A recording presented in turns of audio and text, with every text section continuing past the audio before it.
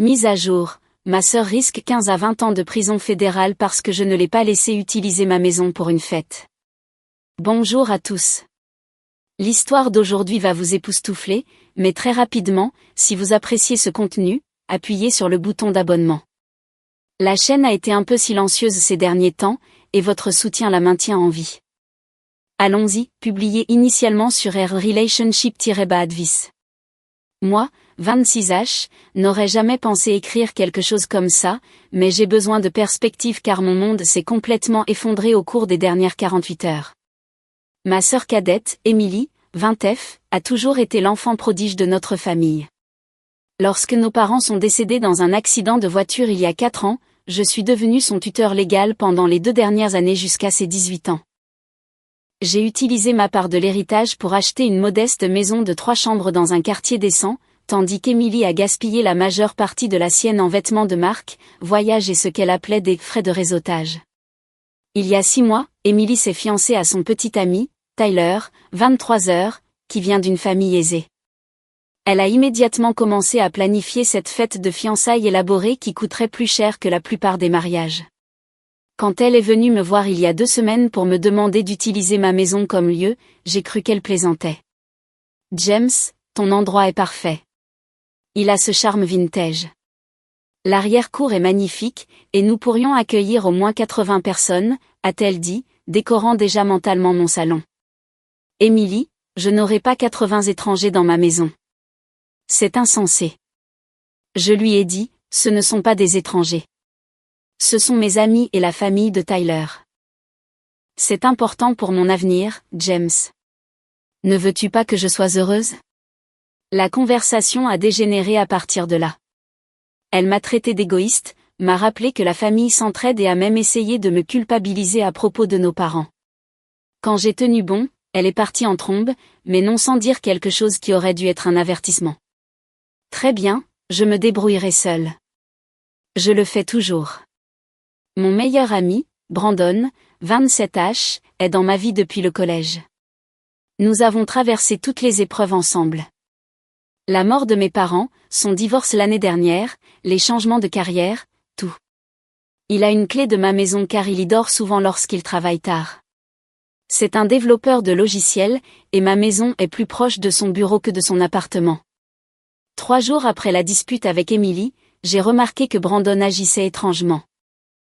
Il textait constamment quand nous étions ensemble, quittait les pièces pour prendre des appels et semblait nerveux chaque fois que je mentionnais Emily. J'ai pensé qu'il voyait peut-être quelqu'un de nouveau et n'était pas prêt à en parler. Puis hier, c'est arrivé. Je suis rentrée tôt du travail avec une migraine et j'ai trouvé la voiture de Brandon dans mon allée. Bizarre, mais pas inhabituel. Il travaille parfois de ma maison quand son internet fait des siennes. Mais quand je suis entrée, je l'ai trouvé dans mon bureau, photographiant des documents de mon classeur avec son téléphone. Ma carte de sécurité sociale, mes relevés bancaires, mon acte de propriété, tout était étalé sur mon bureau. « Qu'est-ce que tu fous ?» ai-je crié. Il a sursauté, son téléphone tombant sur le sol. Son visage est devenu blanc, puis rouge. « James, Ce n'est pas. » C'est alors qu'Emily est entrée de ma chambre, tenant mes cartes de crédit de rechange du tiroir où je les garde. Elle arborait un sourire triomphant qui m'a fait tressaillir. « Oh, bien. Tu es rentrée tôt, a-t-elle dit, comme si elle ne commettait pas un crime. Ça m'évite d'avoir à inventer une excuse pour Brandon plus tard. L'histoire est sortie par morceaux. Emily avait matché avec Brandon sur une application de rencontre il y a 3 semaines en utilisant de fausses photos et un nom différent. Elle avait flirté avec lui envoyant des photos, de vraies apparemment, et promettant de le rencontrer. Quand elle a finalement révélé qui elle était, elle l'a convaincu que je lui avais volé son héritage, que j'étais contrôlant et abusif, et qu'elle avait juste besoin de quelques documents pour prouver à un avocat que la maison devait lui appartenir en partie. Brandon, pensant avec une mauvaise tête et croyant son histoire déchirante, a accepté d'aider. Il était censé obtenir des copies de mes documents et de mes cartes de crédit afin qu'elle puisse monter son dossier. En retour, elle allait sortir avec lui. « Tu es malade. » J'ai dit à Emily, « Vous deux, sortez de ma maison. » Brandon a essayé de s'excuser, bégayant qu'Emily lui avait raconté des choses, qu'elle semblait si vulnérable, qu'il pensait l'aider. Je lui ai repris mes clés et lui ai dit que s'il s'approchait de ma propriété à nouveau, j'appellerais la police. Emily a juste ri. Tu n'appelleras pas la police pour ta famille, James. Tu es trop préoccupé par ce que les gens penseraient. D'ailleurs, je n'ai encore rien fait. J'empruntais juste quelques informations. Ils sont partis, mais non sans qu'Emily dise, ce n'est pas fini. J'obtiendrai ce que je mérite d'une manière ou d'une autre. J'ai changé toutes mes serrures cette nuit-là, mais le mal était fait. Brandon lui avait déjà envoyé des photos de mes documents avant que je ne les attrape. J'ai gelé mon crédit, changé tous mes mots de passe et prévenu mes banques, mais je me sens complètement violée. Ma sœur a instrumentalisé la solitude de mon meilleur ami contre moi, et il a trahi 15 ans d'amitié pour une fille avec qui il pensait avoir une chance. Le pire, c'est que notre famille élargie prend déjà son parti. Ma tante m'a appelé ce matin pour me dire que je devrais laisser Emily faire sa fête, qu'elle est jeune et amoureuse, et que je suis un frère contrôlant. Personne ne semble se soucier qu'elle ait littéralement essayé de voler mon identité. Ai-je tort de les couper tous les deux complètement? Aurais-je dû la laisser faire cette stupide fête pour éviter tout ça? J'ai l'impression de devenir fou. Mise à jour 1, publiée 2 semaines plus tard. Je voulais remercier tous ceux qui ont commenté mon message original. Vos conseils de déposer un rapport de police et de prendre un avocat immédiatement m'ont probablement sauvé la vie financière. Je mets à jour car les choses ont dégénéré au-delà de ce que j'imaginais possible. Après mon premier message, j'ai suivi vos conseils et déposé un rapport de police pour tentative d'usurpation d'identité et cambriolage. L'agent a dit que sans preuve de fraude réelle, il serait difficile d'engager des poursuites, mais que le rapport au dossier aiderait si quelque chose arrivait. J'ai également engagé un avocat et envoyé des lettres de mise en demeure à Emily et Brandon. Brandon m'a contacté par l'intermédiaire d'un ami commun, implorant de s'expliquer. Contre mon meilleur jugement, j'ai accepté de le rencontrer dans un lieu public avec mon avocat présent. L'histoire complète est encore pire que ce que je pensais. Emily n'avait pas juste ciblé Brandon au hasard. Elle planifiait cela depuis des mois. Elle lui a montré de faux messages entre nous où j'aurais prétendument admis avoir volé de l'argent de son fonds fiduciaire. Elle a créé tout un récit sur la façon dont j'avais manipulé nos parents pour qu'ils me laissent la maison, comment je l'avais forcée à signer des documents alors qu'elle était en deuil et ne pouvait pas réfléchir clairement. Elle lui a même dit que j'avais été physiquement violent quand elle était mineure sous ma garde. Brandon a pleuré pendant notre réunion. Il s'est effondré en sanglots, disant qu'il pensait la protéger d'une situation abusive. Il lui avait apparemment déjà donné $3000 de son propre argent parce qu'elle prétendait que j'avais gelé ses comptes par dépit. Il m'a montré leur conversation par SMS et Emily lui avait envoyé des messages pendant des semaines, construisant cette fiction élaborée. Elle avait même envoyé des photos de bleus, faux ou provenant d'autre chose, affirmant que je l'avais blessé. Je suis un idiot, répétait-il. James, je te connais depuis 15 ans. J'aurais dû savoir. J'aurais dû te parler. J'ai ressenti un peu de sympathie jusqu'à ce qu'il admette la suite. Il avait déjà donné à Emily des copies de tout avant que je ne les attrape, pas seulement des photos. Elle l'a convaincu de numériser et de lui envoyer par email des copies haute résolution de chaque document de mon classeur. 4 jours après cette réunion, ma surveillance de crédit est devenue folle. Quelqu'un avait demandé 6 cartes de crédit à mon nom, soumis des demandes pour 3 prêts personnels, et c'est le plus important, tenté de contracter une deuxième hypothèque sur ma maison. Emily n'a pas seulement utilisé mes informations avec négligence. Elle les avait étudiées. Les demandes incluaient des détails sur mon historique d'emploi, mes adresses précédentes, même le nom de jeune fille de ma mère. Elle avait aussi clairement recherché les prêteurs qui avaient des processus de vérification moins stricts. 2 des cartes de crédit ont été approuvées avant que je ne puisse les arrêter, avec des limites de $15 000 chacune. Mais la tentative d'hypothèque est ce qui m'a sauvée. Le prêteur a appelé pour vérifier la demande, suspectant car je venais de refinancer il y a 8 mois. Quand je leur ai dit que c'était une fraude, ils m'ont aidé à retracer les empreintes numériques. Les demandes provenaient d'adresses IP tracées à l'appartement d'Emily, horriblement, à l'entreprise de la famille de Tyler. C'est là que j'ai appris que Tyler était également de la partie. Sa famille possède plusieurs sociétés de développement immobilier. Tyler avait utilisé ses connaissances en financement immobilier pour conseiller Emily sur la façon de tirer parti de ma propriété. Leur plan, selon les emails que la police a trouvés plus tard, était de contracter la deuxième hypothèque, d'utiliser cet argent pour leur mariage et un acompte sur une maison, et de supposer que je n'engagerais jamais de poursuite contre ma famille. J'ai appelé la police immédiatement. Ce n'était plus une tentative de vol. C'était une usurpation d'identité, une fraude et une conspiration en bonne et due forme. Le détective affecté à mon affaire a déclaré que c'était l'une des affaires de fraude familiale les plus audacieuses qu'elle ait vues. Emily a été arrêtée sur son lieu de travail. Elle est réceptionniste dans un spa haut de gamme, et apparemment, elle a fait une scène, criant que je lui gâchais la vie et ses fiançailles. Tyler a été arrêté au country club de sa famille, ce que son père a trouvé si humiliant qu'il l'a déjà désavoué. L'enquête a révélé encore plus.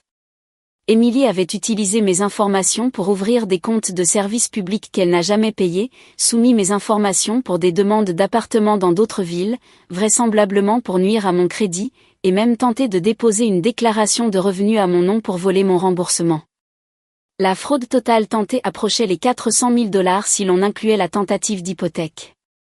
Brandon n'a pas été arrêté, mais il coopère pleinement avec la police. Il a remis toutes ses communications avec Emily, et son témoignage est crucial pour prouver la conspiration. Il paie également mes frais de surveillance de crédit et mes frais juridiques, bien que cela ne soit pas près de réparer ce qu'il a contribué à détruire. Ma famille élargie est dans le chaos. Ma tante, qui était si prompte à défendre Emily, est restée silencieuse lorsque les arrestations ont fait la une des journaux locaux. Mon oncle a appelé pour s'excuser, disant qu'il n'avait aucune idée de l'ampleur des agissements d'Emily. Mes cousins sont divisés. Certains pensent que j'aurais dû gérer ça en famille, tandis que d'autres m'applaudissent d'avoir tenu tête. L'affaire pénale progresse. Emily et Tyler sont tous deux accusés d'usurpation d'identité, de fraude et de conspiration. Ils sont libérés sous caution, mais avec des conditions qui incluent l'interdiction de tout contact avec moi et la remise de leur passeport.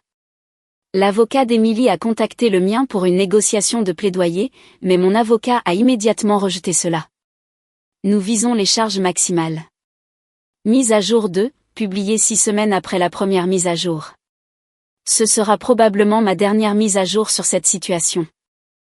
Les affaires pénales sont closes et je peux enfin avancer dans ma vie. Emily a plaidé coupable de plusieurs chefs d'accusation d'usurpation d'identité, de fraude de plus de 10 000 $ et de complot en vue de commettre une fraude. Elle a été condamnée à 3 ans de prison fédérale avec un minimum de 18 mois avant d'être éligible à la libération conditionnelle.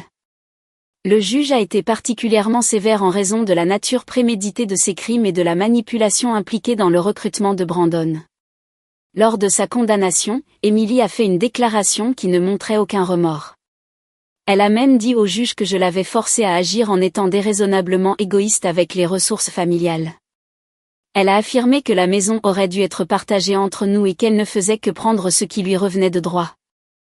Le juge l'a interrompu pour lui faire remarquer que la fraude n'est pas un moyen légitime de résoudre les différends et que son sentiment d'avoir droit à tout n'excusait pas un comportement criminel. Tyler a écopé de 2 ans avec un minimum de 12 mois. Les avocats de sa famille ont essayé de faire valoir qu'il avait été manipulé par Emily, mais les preuves par email ont montré qu'il planifiait activement la fraude. Son père a apparemment dépensé une fortune en frais juridiques, mais n'a pas pu s'en sortir cette fois-ci. La dernière fois que j'ai eu des nouvelles, la famille de Tyler l'avait complètement renié, et les fiançailles sont évidemment terminées. Brandon n'a pas été inculpé grâce à sa coopération et à la preuve qu'il avait été manipulé. Cependant, sa vie s'est effondrée d'autres manières. La nouvelle de ce qu'il avait fait s'est répandue dans notre groupe d'amis, et il a été essentiellement ostracisé. Il a perdu son emploi lorsque son employeur a découvert son implication, même s'il n'a pas été inculpé. Ils ont dit que cela montrait un manque de jugement incompatible avec le traitement de données sensibles. Il est retourné dans sa ville natale à 3 États de distance pour vivre avec ses parents et prendre un nouveau départ. Il m'a envoyé une dernière lettre que j'ai effectivement lue. Il a dit qu'il était en thérapie pour comprendre comment il avait pu me trahir si complètement. Il a écrit « J'ai laissé la solitude et la flatterie l'emporter sur 15 ans d'amitié. J'ai détruit la relation la plus importante de ma vie pour quelqu'un qui m'utilisait. Je n'attends pas le pardon, mais je dois te faire savoir que je le regretterai toute ma vie. Je ne lui pardonne pas, mais je ne le déteste plus non plus. Je ne ressens rien pour lui, si cela a un sens. Les conséquences financières ont été importantes mais gérables. Les comptes frauduleux ont été fermés et après des mois de paperasse et de litiges, mon crédit a été en grande partie rétabli. J'ai dû payer environ 15 000 $ en frais juridiques, mais Emily et Tyler ont été condamnés à payer des restitutions. Je ne reverrai probablement jamais cet argent, mais au moins c'est enregistré. Ma maison est maintenant entièrement sécurisée. J'ai installé un système de sécurité complet, des caméras, et changé toutes les serrures et mots de passe. J'ai également mis des alertes de fraude sur tout ce qui est possible et gelé mon crédit indéfiniment. La paranoïa est réelle. Je vérifie mon rapport de crédit de manière obsessionnelle et panique chaque fois que je reçois du courrier inattendu. Les retombées familiales se poursuivent. Ma tante a essayé de rendre visite à Emily en prison et a ensuite eu l'audace de me demander de mettre de l'argent sur le compte de cantine d'Emily parce qu'elle souffre déjà assez. J'ai bloqué son numéro. Mon oncle m'a soutenu, mais les réunions de famille sont pratiquement impossibles maintenant. La famille est divisée entre ceux qui pensent que j'ai fait ce qu'il fallait et ceux qui croient que j'aurais dû trouver un autre moyen de gérer la situation. J'ai moi-même suivi une thérapie pour traiter la trahison. Mon thérapeute dit que je souffre d'une forme de SSPT après que ma confiance ait été si fondamentalement violée par deux personnes que j'aimais. Le plus difficile est d'accepter que l'Emily que je croyais connaître, ma petite sœur que j'ai protégée et dont j'ai pris soin, n'a jamais existé ou s'est transformée en quelqu'un de méconnaissable. J'ai appris par le bouche à oreille que le travail d'Emily en prison lui rapporte 2300 $ et qu'elle a été affectée à la cuisine. Elle s'est apparemment plainte à notre cousin que c'était du travail d'esclave et que la nourriture était immangeable. Le même cousin m'a dit qu'Emily maintient toujours qu'elle n'a rien fait de mal et que c'est moi qui ai détruit la famille. Elle a dit à d'autres détenus qu'elle était en prison parce que son frère l'avait piégée, ce qui serait risible si ce n'était pas si pathétique. Certaines choses positives en sont ressorties. Premièrement, j'ai renforcé mes amitiés avec les personnes qui m'ont soutenu pendant cette épreuve. Mes collègues, en particulier, ont été incroyables, me couvrant pendant les dates d'audience et prenant régulièrement de mes nouvelles. Deuxièmement, j'ai appris à mieux fixer mes limites. Je ne suis plus le gars qui dit automatiquement oui aux demandes familiales ou qui se sent coupable de protéger mes propres intérêts. Troisièmement, j'ai commencé à sortir avec quelqu'un de nouveau, Sarah, 25F, qui a fait preuve d'une compréhension incroyable concernant mes problèmes de confiance. Elle plaisante en disant que je n'aurai jamais à m'inquiéter qu'elle me vole mon identité car elle a du mal à se souvenir de ses propres mots de passe. Quatrièmement, je vends la maison. Trop de mauvais souvenirs et j'ai constamment l'impression d'attendre la prochaine attaque.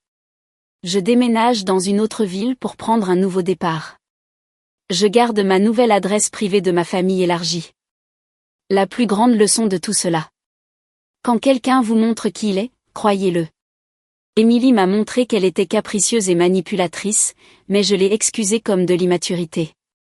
Brandon m'a montré que sa solitude et son désespoir de connexion pouvaient l'emporter sur son jugement, mais je n'ai jamais pensé que cela irait jusqu'à me trahir. À tous ceux qui m'ont envoyé des messages de soutien et de conseils, merci. Vous m'avez aidé à trouver la force de poursuivre la justice même lorsque ma famille m'a fait pression pour laisser tomber. À tous ceux qui sont confrontés à des situations similaires, documentez tout. Ne laissez pas la famille être une excuse pour un comportement criminel. Et rappelez-vous que vous protéger n'est pas égoïste. C'est nécessaire. Emily sera libérée dans 18 mois minimum. Je ne serai pas là. Je ne serai pas joignable. En ce qui me concerne, je n'ai plus de sœur. La fille que j'ai élevée et aimée est morte le jour où elle a décidé que mon identité valait la peine d'être volée pour un lieu de fête et un mariage qu'elle n'aura jamais.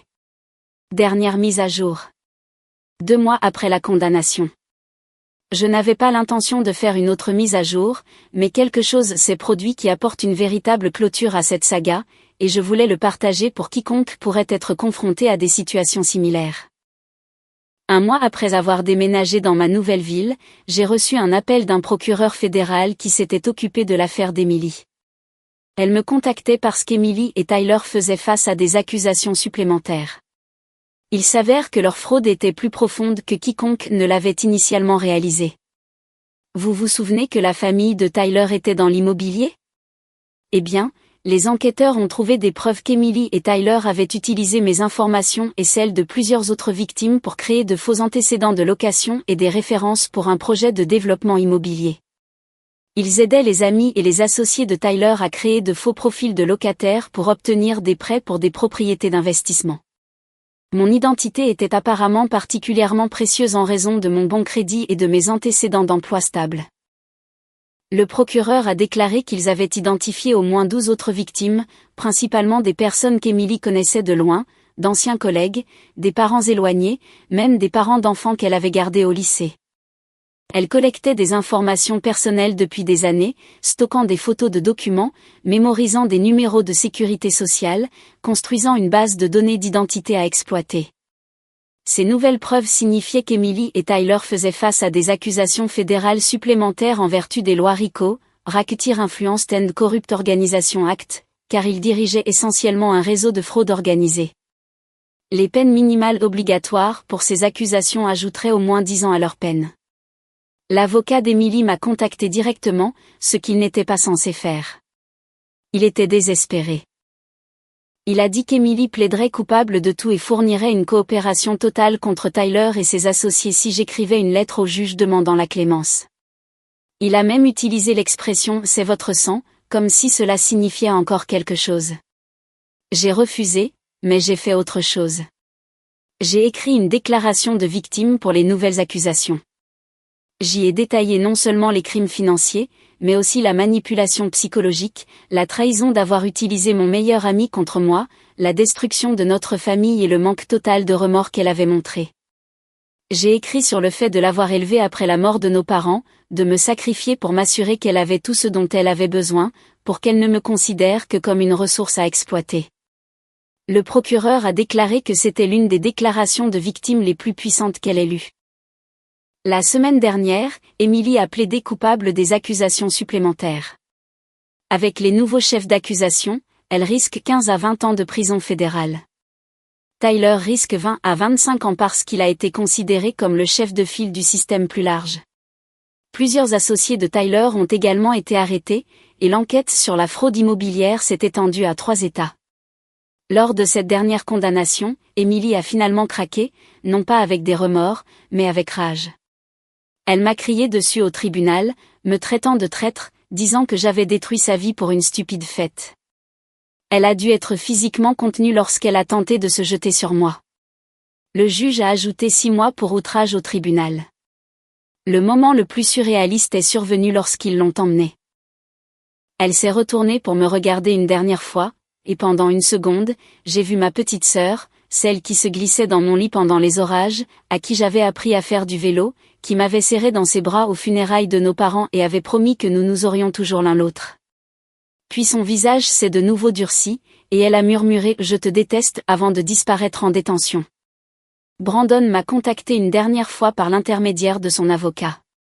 Il voulait que je sache qu'il avait témoigné dans les affaires supplémentaires, aidant les procureurs à comprendre comment Emily l'avait manipulé et probablement d'autres. Son avocat a dit que Brandon ne voulait aucune clémence ou considération pour cela. Il voulait juste aider à arranger les choses. J'ai apprécié cela, mais je ne veux toujours rien avoir à faire avec lui. Mon thérapeute m'a aidé à écrire une lettre, non pas pour l'envoyer, juste pour faire le deuil. J'y ai écrit tout ce que je voulais dire à l'Emily que je connaissais autrefois. Je l'ai remerciée pour les bons souvenirs. J'ai pardonné à l'enfant qu'elle était de ne pas être devenue l'adulte que j'avais espéré qu'elle serait. J'ai dit au revoir à la sœur que j'avais perdue bien avant qu'elle n'aille en prison. Puis je l'ai brûlée dans mon nouveau jardin, regardant la fumée disparaître dans le ciel nocturne. Je construis une belle vie ici. Sarah et moi devenons sérieux. Elle a rencontré mon nouveau groupe d'amis la semaine dernière. Des gens qui ne me connaissent que sous le nom de James, et non comme le gars dont la sœur a essayé de voler l'identité. Mon nouveau travail se passe bien, et j'envisage même d'acheter une autre maison, bien que je ne conserverai plus jamais de documents importants à la maison. La famille élargie est restée silencieuse pour la plupart. J'ai appris par un cousin qui me parle encore que ma tante a essayé de rendre visite à Emily, mais a été refoulée car Emily l'avait mise sur la liste des personnes à ne pas visiter. Apparemment, Emily blâme tout le monde, moi, ma tante, Tyler, Brandon, les procureurs, le juge, tout le monde sauf elle-même. J'ai commencé à faire du bénévolat dans une organisation qui aide les victimes d'usurpation d'identité à se rétablir. Il s'avère que mon histoire, aussi extrême soit-elle, aide les autres à réaliser qu'ils ne réagissent pas de manière excessive lorsqu'ils portent plainte contre des membres de leur famille qui violent leur confiance. Le dirigeant de l'organisation m'a dit que l'usurpation d'identité familiale est en fait la forme la plus courante et la moins signalée du crime.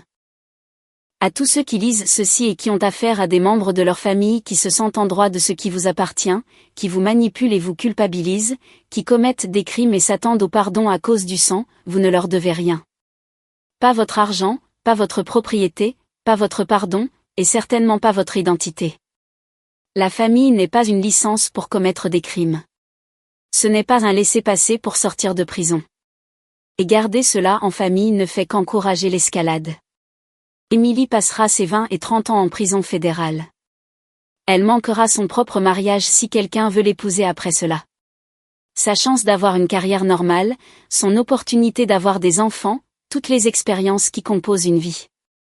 Elle a tout gâché parce qu'elle ne pouvait pas accepter le mot « non » pour un lieu de fête. Quant à moi, je suis libre, non seulement d'Emily et de Brandon, mais de l'obligation de faire passer la famille avant mon propre bien-être. Je construis des limites, des relations et une vie que personne ne peut me voler. C'est ma dernière mise à jour. Merci à tous ceux qui m'ont soutenu tout au long de ce parcours. Puissiez-vous ne jamais avoir besoin des conseils que vous m'avez donnés, mais si c'est le cas, rappelez-vous, documentez tout, portez plainte et ne laissez personne, famille ou autre, vous faire sentir coupable de vous protéger. La maison qui a tout déclenché, je l'ai vendue le mois dernier. Les nouveaux propriétaires sont un jeune couple qui prévoit de fonder une famille. Ils organiseront leur pendaison de crémaillère la semaine prochaine. Le genre de rassemblement normal et sans drame que la maison mérite. J'espère qu'ils y construiront de meilleurs souvenirs que moi.